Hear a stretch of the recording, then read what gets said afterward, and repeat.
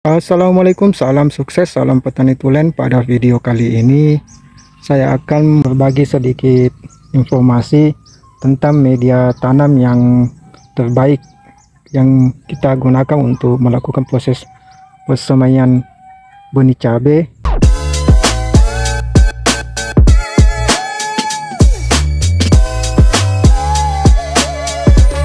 Media tanam apa sajakah yang terbaik untuk kita jadikan media semai yang bagus untuk tanaman atau bibit cabai?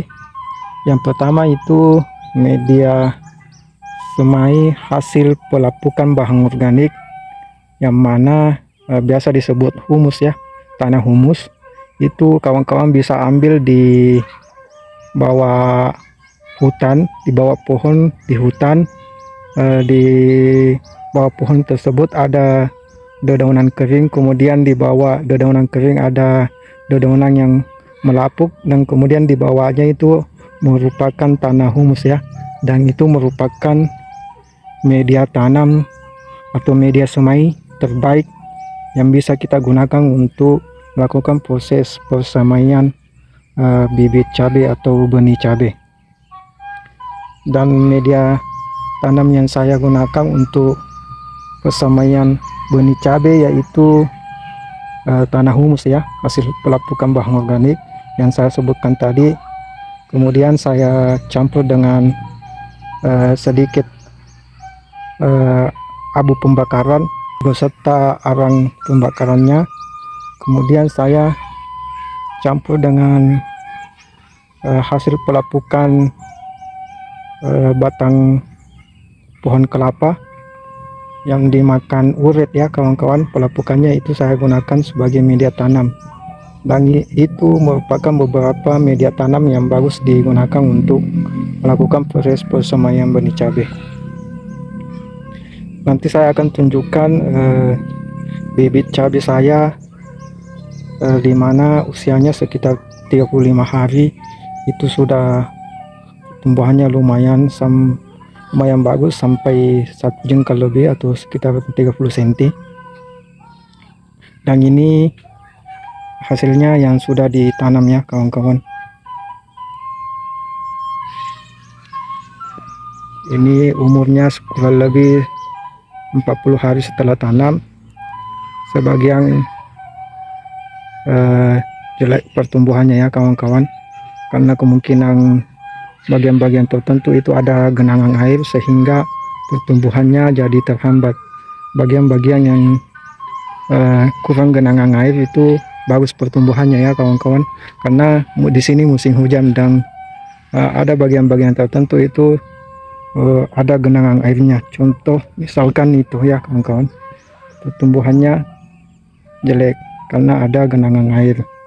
Bagian sini tidak ada genangan air, itu pertumbuhannya bagus ya. Dan ini usia kurang lebih 10 hari setelah pindah tanam, dan rencananya tunggu sampai 2 minggu baru kita melakukan proses pemupukan pertama ya kawan-kawan.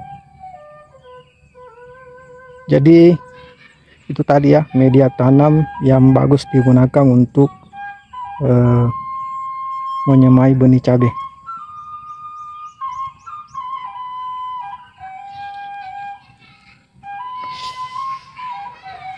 Dan ini sisa bibit yang saya gunakan ya, dan ini persiapan penyulaman, dan karena ada beberapa bagian tanaman yang mati ya kawan-kawan, di bagian-bagian yang tanahnya itu menyimpang air yang banyak sehingga mudah terserang jamur.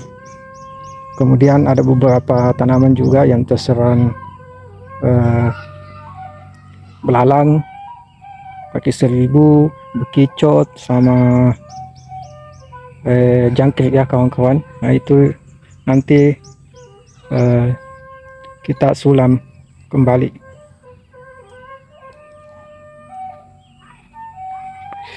Jadi media tanam terbaik di muka bumi ini menurut saya media tanam yang hasil pelapukan bahan organik atau yang mana disebut humus ya kawan-kawan. Ketika tidak ada humus bisa menggunakan bahan yang kedua, yaitu hasil pelapukan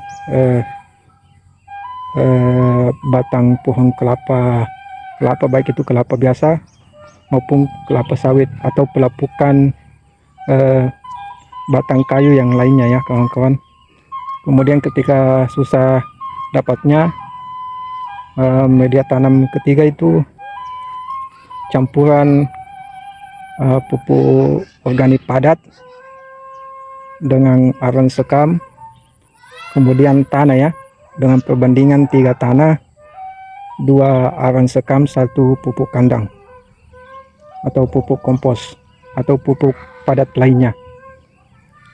Jadi itulah tadi 3 jenis media tanam yang baik digunakan untuk media semai. Namun ketika kawan-kawan ingin mendapatkan media tanam untuk semai bibit cabai yang terbaik, yaitu bahkan terbaik di muka bumi ini ya kawan-kawan, yaitu hasil pelapukan bahan organik atau biasa disebut humus, yang kawan-kawan bisa ambil dari bawah pohon rindang di hutan.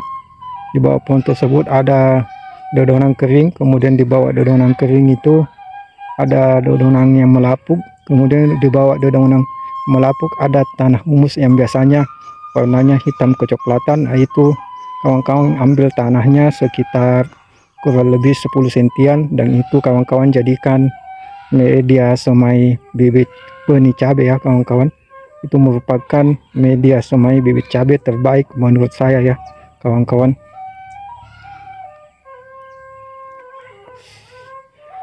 Dan ini contoh hasil yang dimakan ya. Kalau nggak salah ini dimakan belalang atau jangkrik ya, atau kemungkinan siput. Antara yang 4, siput, belalang, jangkrik, atau kaki seribu. Kemungkinan yang 4 itu ya, karena di sini jarang ditemukan ngorong-ngorong ya. Yang kebanyakan itu siput sama belalang. Jangkriknya juga agak jarang. Ini bekas yang dimakan keempat hama yang saya sebutkan tadi. Dan ini merupakan lahan yang tanpa ulah tanah ya kawan-kawan.